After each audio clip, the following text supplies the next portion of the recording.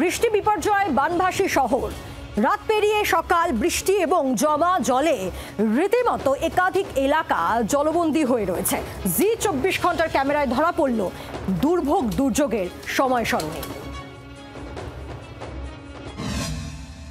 রাত 11টা, কলকাতা ও তার শহরতলিতে তীব্র হতে থাকে বৃষ্টির মাত্রা। রাত যত বেড়েছে তত বেড়েছে বৃষ্টির পরিমাণ। ভোর 5টা, সকালের আলো তখন ফুটবে ফুটবে করছে। কলকাতা তখন যেন বানভাসী, সমানে পড়ে চলেছে বাড়িধারা। দিনের আলো আরও একটু পরিষ্কার হতেই চারিদিক জল থই থই ছবি। কলকাতা এবং শহরতলিতে জমা জলের পরিমাণ বলে দিচ্ছিল রাতভর বৃষ্টি বিপর্যয়ের অভিঘাতটা। হাটকোমর সকাল 8টা। কলকাতা শহরের জমা জলের ছবি এই মুহূর্তে উল্টোডাঙ্গা হাটকো মোড় থেকে ঢিলছোড়া দূরত্বে, অর্থাৎ ইস্টার্ন মেট্রোপলিটন বাইপাস, যেখানে হাটকো মোড়ের সাথে গিয়ে মিট করছে। সেখানে প্রথম যে যানজটের কথা একটু আগে হচ্ছিল, সেই যানজটটা এখন একদম উল্টোডাঙ্গার হাটকো মোড় থেকে গোটা ইস্টার্ন মেট্রোপলিটন বাইপাসকে গ্রাস করে নিয়েছে। কেন গ্রাস করেছে? কারণ কোনো গাড়ি চালক এই রকম জমা জলে গাড়ি চালাতে সাহস পাচ্ছেন না, কারণ গাড়ির ইঞ্জিনের মধ্যে জল ঢুকে গেলে গাড়িটি সঙ্গে সঙ্গে বিকল হয়ে যাবে। বড় বড় বাস সেগুলো রাস্তায় চলছে এবং তার পাশাপাশি ছোট বড় গাড়ি, বাইক, স্কুটার, এই প্রত্যেকটি গাড়ি এই মুহূর্তে হাঁটিয়ে হাঁটিয়ে আনা হচ্ছে, কারণ ইঞ্জিনে স্টার্ট দিলে কিন্তু সেক্ষেত্রে কোথাও না কোথাও শর্ট হয়ে যাবে। চিংড়িহাটা সকাল 9টা। রাতভর টানা বৃষ্টি আর এই বৃষ্টিতে একেবারে বিপর্যস্ত জনজীবন। নিউ টাউন থেকে সেক্টর 5 হয়ে চিংড়িঘাটা, প্রত্যেকটা জায়গায় একেবারে 1 হাঁটু সমান জল। এবং এই মুহূর্তে আমি রয়েছি চিংড়িঘাটাতে। চিংড়িঘাটার ছবিটা যদি দেখানো যায়, একেবারে এখনও পর্যন্ত চিংড়িঘাটা থেকে সেক্টর 5 পর্যন্ত বিস্তীর্ণ এলাকায় এই মুহূর্তে জলের তলায় বলা যেতে পারে। রেড রোড সকাল 10টা। 1 ঘন্টা হতে দাঁড়িয়ে আছে। 1 ঘন্টা ধরে দাঁড়িয়ে আছে। সিচুয়েশন এখনো কিন্তু জল নামার কোনো লক্ষণ দেখছি না, মানে আরো অনেকক্ষণ একটু কমেছে, একদম সামান্য জল কমলো, এক্ষুনি কমলো আর কি বলতে গেলে। আপনি কতক্ষণ দাঁড়িয়ে আছেন তাদের? আমি তো 15 মিনিট এখানে হলো। আমি যাব তপসিয়া, আমি ভাবলাম পার্ক সার্কাসের ওখান থেকে যাব, ওখানেও দেখলাম 1 হাঁটু জল। ওখান থেকে বেরিয়ে সামনের ভিক্টোরিয়ার ওই পাশের রাস্তাটা দিয়ে যাবো ভাবলাম, ওটাও জাম। তারপর 1 হাঁটু জল, ওখান থেকে যেতে পারলাম না, ভাবলাম এখান থেকে বেরোবো, এখানেও জল।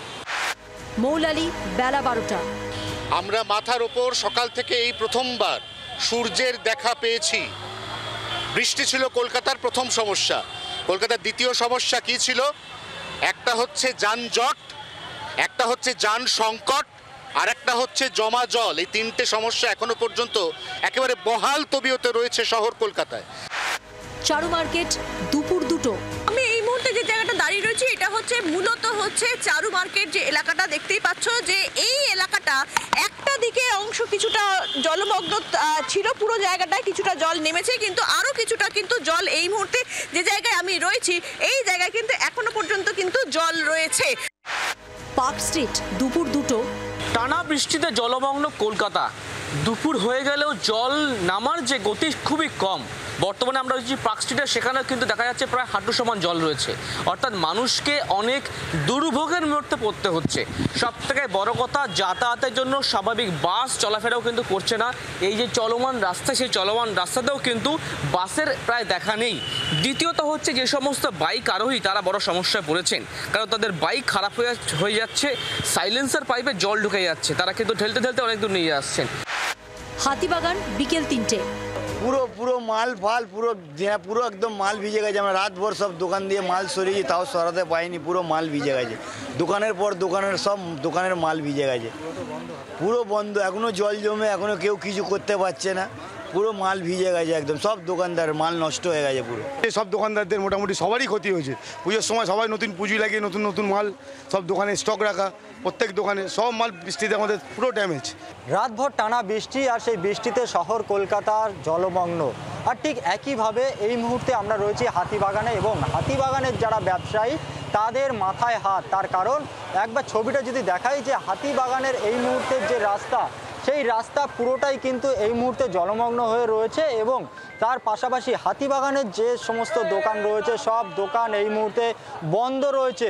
যে হাতিবাগানে পুজোর সময় প্রচুর মানুষের ভিড় থাকে, সেই হাতিবাগান আজ ফাঁকা। তার কারণ হাতিবাগানে প্রায় 1 হাঁটুর মতো জল, আর যার জেরে সমস্ত দোকানপাট বন্ধ। ব্যুরো রিপোর্ট, জি 24 ঘন্টা। বাংলার আওয়াজ, বাঙালির আবেগ, জি 24 ঘন্টা।